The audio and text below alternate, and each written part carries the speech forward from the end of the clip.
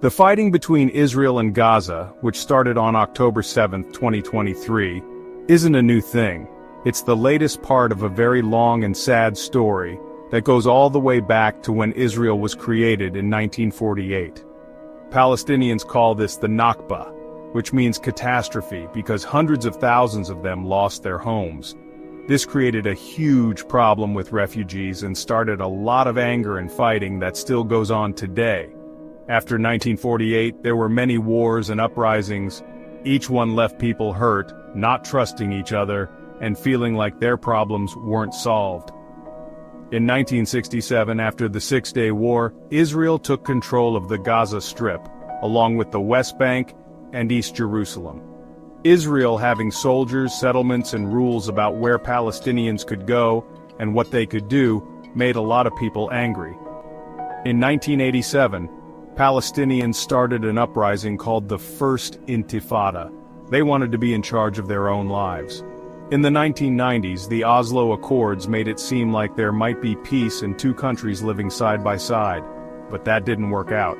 Big problems like Jerusalem, the settlements, and the Palestinian refugees weren't solved, so there was more fighting and distrust.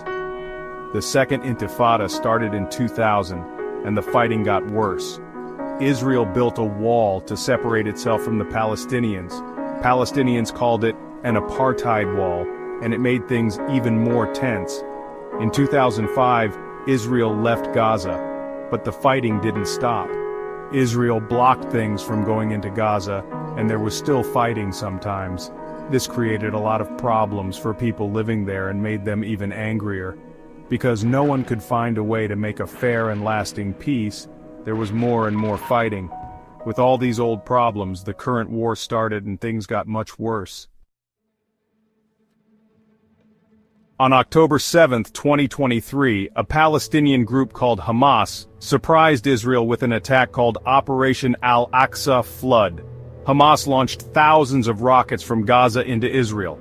At the same time, Hamas fighters went into Israeli towns and army bases and fought with Israeli soldiers. The attack was so big and unexpected that it shocked Israel. It reminded people of other bad times. News all over the world showed burning cars, scared people hiding, and lots of fighting. More than 1,000 Israelis died, making it one of the worst days in Israel's history. Israel, the United States, and many other countries say Hamas is a terrorist group. Hamas said it attacked because Israel has been unfair to Palestinians for a long time, controlling their land and not letting them have their own country.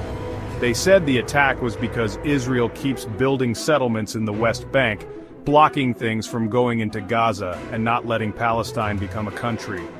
Israel's leader, Prime Minister Benjamin Netanyahu, said the attack was terrible and promised to fight back hard.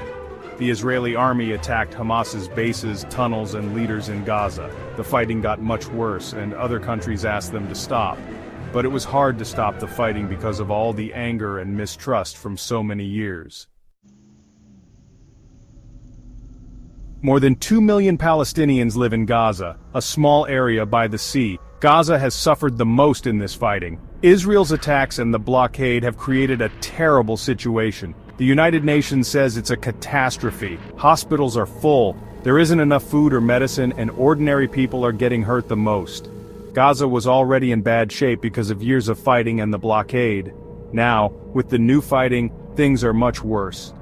Tens of thousands of people in Gaza have died, and many of them are just regular people, including women and children. Hospitals don't have enough supplies or doctors, so many hurt people have to wait a long time for help, and some die because they can't get the care they need. Homes, schools, and important buildings have been destroyed, making things even worse for the people in Gaza. Because of the attacks, hundreds of thousands of Palestinians had to leave their homes. They went to shelters run by the UN, schools, and mosques, but these places are crowded and don't have much. They aren't very safe either. Since 2007, Israel has blocked many things like food, water, medicine, and fuel from going into Gaza. This has hurt Gaza's economy and made many people poor. They need help from other countries just to survive. The current fighting has made this already bad situation much, much worse. The fighting between Israel and Gaza shows how different countries feel about this conflict. Everyone agrees that the fighting is bad, but they don't agree on why it's happening or how to fix it. Israel says it has to fight to protect itself from Hamas's rockets and attacks. They say they need to do this to keep their people safe and stop future attacks. Palestinians say the fighting is happening because Israel has controlled their land for many years, forced them from their homes and treated them unfairly. They say Hamas's attack, even though many people think it was wrong, is because Palestinians don't have the same rights as Israelis and can't have their own country. Countries around the world have different ideas about what to do. The United States and some other countries agree with Israel and say Hamas is to blame. Other countries say both sides need to stop fighting and talk to each other. They say the real problems like Israel controlling Palestinian land and the blockade of Gaza need to be solved. The United Nations wants someone to investigate if either side did anything wrong during the war, but that's hard to do. The International Criminal Court, or ICC, is also investigating, but Israel and some of its friends don't like that. Finding a way to make a fair and lasting peace is very hard. To really fix things, both Israelis and Palestinians need to feel safe. Israel needs to stop controlling Palestinian land, and there needs to be a solution for the Palestinian refugees. Everyone living there needs to have the same rights and be treated with respect. To make this happen, things need to change a lot. The fighting and mistrust have gone on for too long and it needs to stop.